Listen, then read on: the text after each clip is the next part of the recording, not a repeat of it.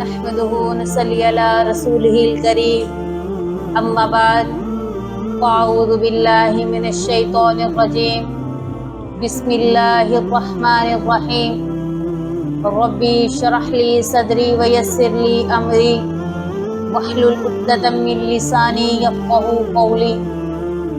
آج کا ہمارا موضوع جب انسان اس دنیا سے چلا جائے گا، قبر میں جائے گا، اس کے ساتھ کیا معاملات ہوں گے، انسان اس دنیا سے کیا لے کے جائے گا۔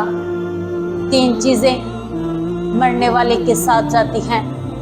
اہلہ، تمہارے اہل و عیال، رشتہ دار ساتھ جائیں گے، وہ رشتہ دار بھی ساتھ جائیں گے جو دنیا میں تمہیں ناپسندیدہ کرتے تھے، دنیا میں تمہیں برداشت نہیں کرتے تھے۔ اس دن دنیا کے دکھاوے کے لیے سب جائیں گے، لوگوں سے منہ چھپانے کے لیے، لوگوں کے طعنوں سے بچنے کے لیے۔ تیرا دشمن بھی قبر تک تیرے ساتھ جائے گا، لیکن دل میں خوش بھی ہوگا۔ آج جان چھوٹ جائے گی۔ مال ہو، اس کے بعد تیرا مال تیرے ساتھ جائے گا، وہ غلام ساتھ جائیں گے جو تم نے خریدے ہوں گے، وہ گاڑیاں ساتھ جائیں گی جو تم نے اپنے بینک بیلنس کی کمائی سے خریدی ہوں گی، اور تیسرے نمبر پر تمہارا اعمال ساتھ جائیں گے۔ یہ تین چیزیں انسان کے ساتھ جائیں گی۔ تیرا جنازہ ہوگا، مال والے بھی واپس آ جائیں گے، تمہارے ساتھ محبت کرنے والے بھی واپس آ جائیں گے، تمہارے ساتھ وہ لوگ جو بڑی محبت کا اظہار کرتے ہیں، تمہیں ہاتھوں پہ بٹھایا ہوگا، وہ بھی واپس آ جائیں گے۔ جن کو تم نے ہاتھوں پہ وہ بٹھایا ہوگا وہ بھی واپس آ جائیں گے۔ وَيَبْقَى مَا وَاحِدٌ، صرف ایک عمل تیرے ساتھ جائے گا۔ بڑے بڑے کوٹھی بنگلوں میں رہنے والوں، تم اس بند کوٹری میں گے، اگر ایمان والے ہوں گے، فرشتے آئیں گے، تم سے سوال کریں گے، من ربک، ما دینک، ماذا تقول فی ھذا الرجل الذی بعث فیکم۔ میرا اللہ تم سے سوال کرے گا تیرے دین کے بارے میں، تیرے نبی کے بارے میں تم سے سوال کیا جائے گا۔ اگر تم نے جواب دے دیا، ٹھیک طریقے سے فرشتوں کو جواب دو گے، فرشتے خوش ہو جائیں گے۔ فرشتے جب آتے ہیں، بال ان کے بکھرے ہوئے ہوتے ہیں، آنکھیں نیلی ہوں گی، زمین کو کریدتے ہوئے آئیں گے، بڑی دہشت و وحشت کے ساتھ آئیں گے۔ آتے ہی تم سے سوال پوچھیں گے، من ربک، تیرا رب کون ہے، ما دینک، تیرا دین کیا ہے۔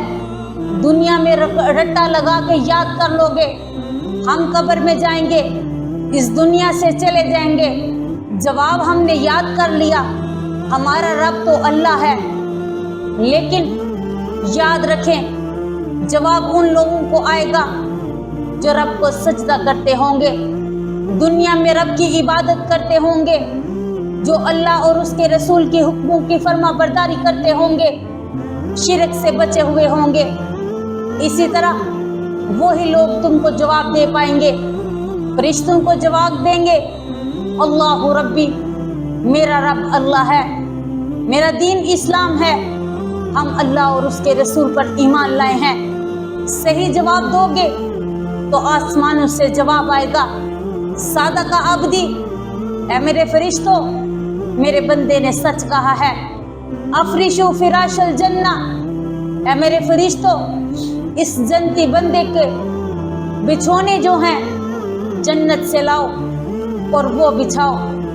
اللہ کہیں گے، اے میرے فرشتوں، یہ بند کوٹری ہے، قبر اندھیری رات ہے، اس کی قبر کو کشادہ کر دو۔ اللہ کے رسول صلی اللہ علیہ وآلہ وسلم نے فرمایا، جہاں تک انسان کی آنکھ جائے گی، نظر جائے گی، بندہ مومن کی قبر کھلتی جائے گی۔ یہ ہے مومن بندہ، جنت کا لباس پہنایا جائے گا۔ اللہ کہے گا، اس کو اس طرح سلا دو جس طرح پہلی رات کی دلہن سوتی ہے، جس کو کوئی پریشانی نہیں ہوتی کہ صبح میں نے اٹھ کے کام کاج کرنے ہیں۔ اسی طرح ایک وہ بندہ ہے جو کفر کرتا ہے، کافر ہے، دوسرا عقیدے کا منافق ہے، تیسرا شک کرنے والا ہے، دین میں شبہات اور شک کرنے والا۔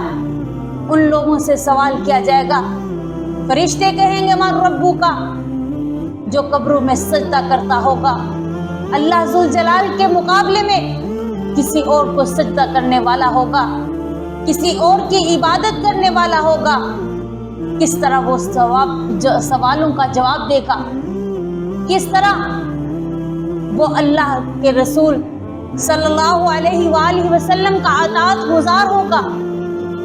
اس نے دنیا میں رہ کر جس طرح اللہ سے محبت کرنی تھی ویسی اس نے قبروں والوں سے کی، شرک کیا، بدعات عام کی۔